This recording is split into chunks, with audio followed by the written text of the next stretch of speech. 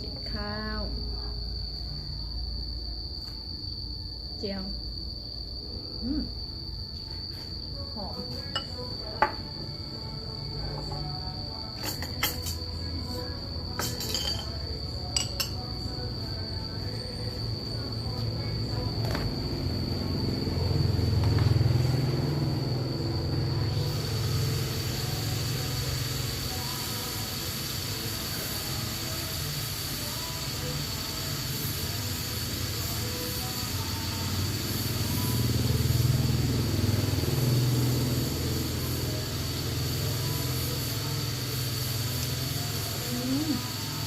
แบบ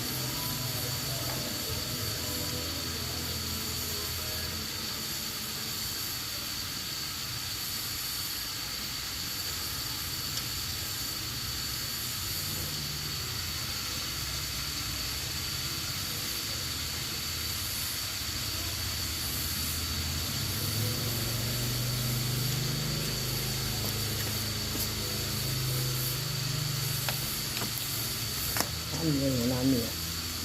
น้ำเย็นหรือได้น้ำมาจะเจอมาให้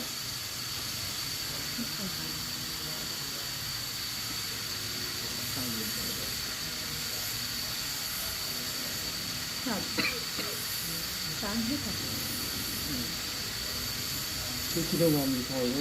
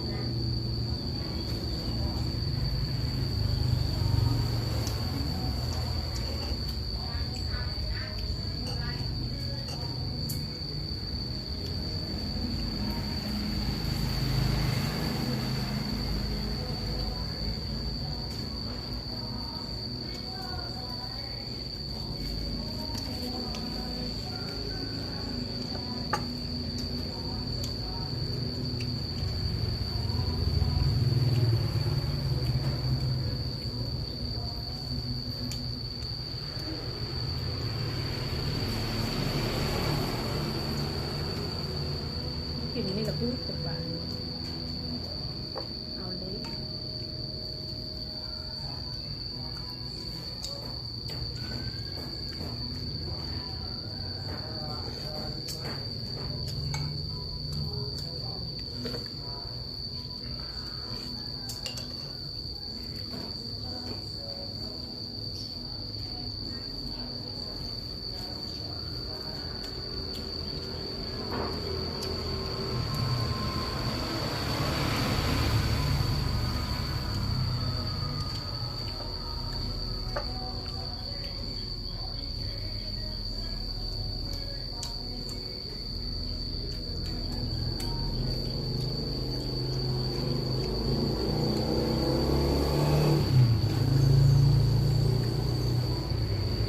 เพิ่งตัวนั้นขับไปในห้องเป็นน้ำตาล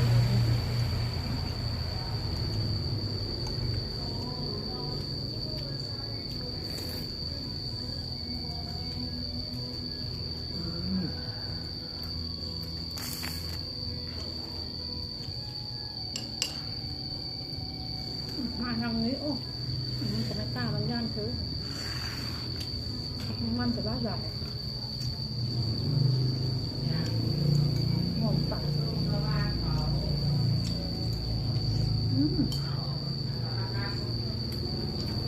จับเอาให้ก่อนต้องมาแบบหัวมันนะ เยอะใช่ไหม แกงเส้นผักหวานมาเลยว่ะ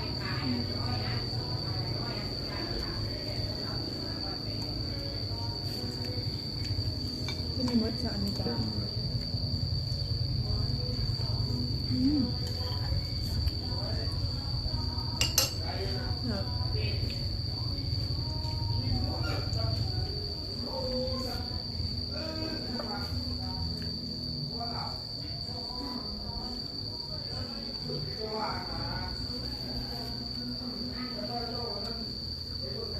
แถวไหนเขาจะขายปลาสุ่มได้หลาย เอาน้ำรวมกับนี่ แถวออกไปทางเหนือ ทางเนื้อ เลี่ยงว่ะ ทางเนื้อ เอาทางนี้ หวานทางเนื้อ ได้เหรอ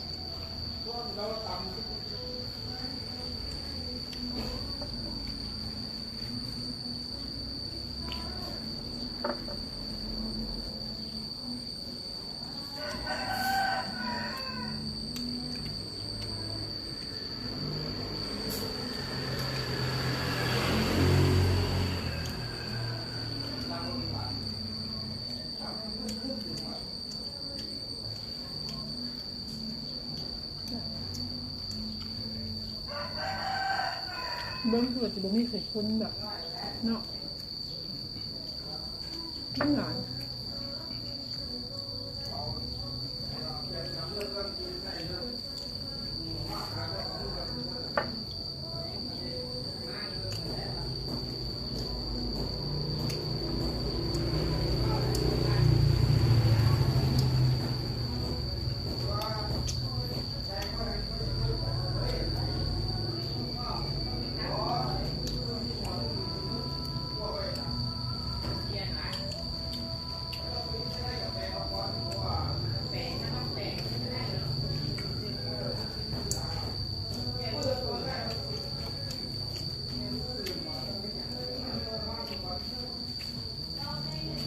อาทิตย์นึงจะถึงต้องขอว่า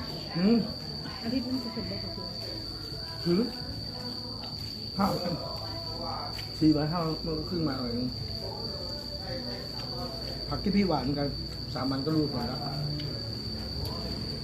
ทีนี้ถ้ามันเกิดขึ้นมาถี่เราก็แยกออก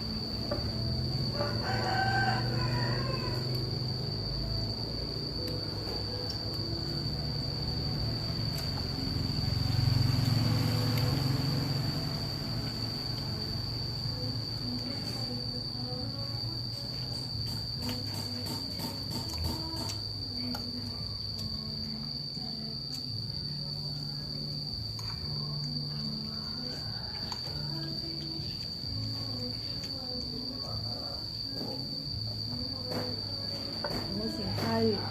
พระอินทร์เลย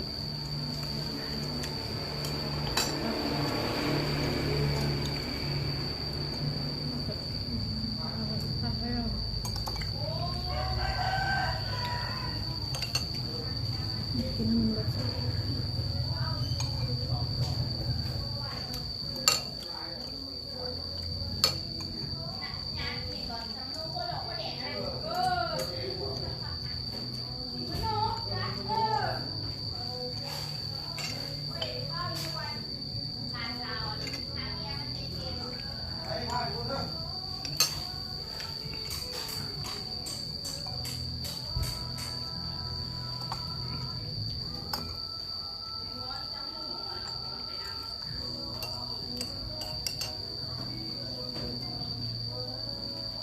สั่งเขาดูดซิม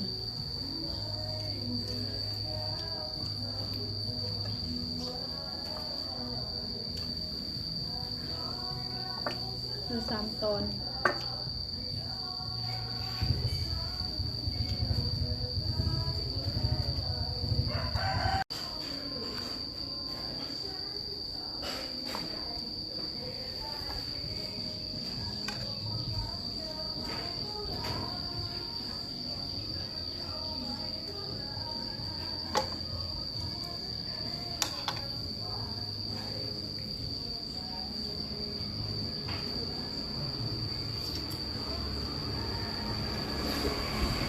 านบ่อย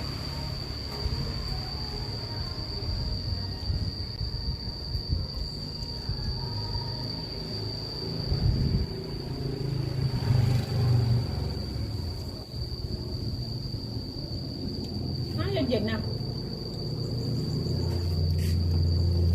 เย็นใส่ๆ ฮะ เย็นเย็นเย็นบ้านหลานมันเป็นหลาน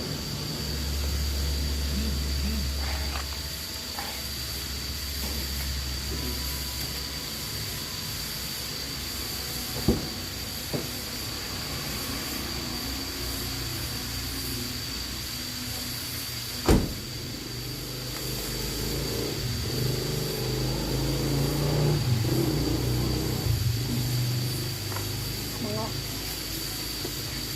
เสร็จโต๊ะแล้ว ก็เป็นหลานมันใหญ่ระดับเรา ผมว่าพี่บริสุทธิ์เลยนะแบ่งให้จะมองให้หลานเลยแม่เป็นสอน4-3 โลก็ให้4 โลไม่แบ่งมาหน่อย หวาน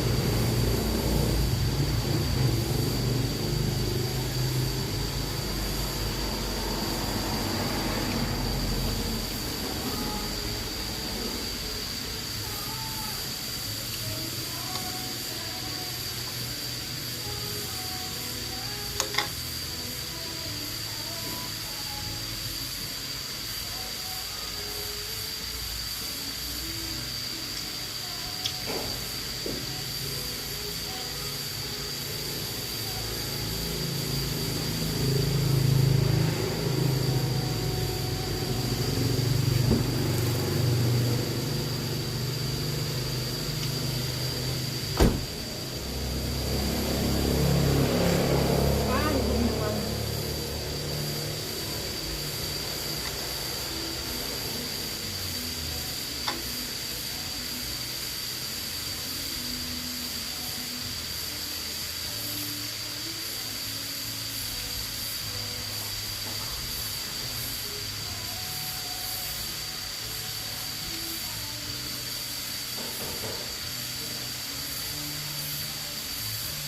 เรียนนะ ยังจะไปละไปอยู่ เดี๋ยวปิดประตูให้เมียบวกคนหลายเขา เอานี่ไปปลูก ฮะโยนใส่ตรงนั้นเลยคิดเองเนาะ ป้า คือแก้ผักจิ ต้น ไม่ พึ่ง กินข้าวกับแมงวันดูสิโอ้ย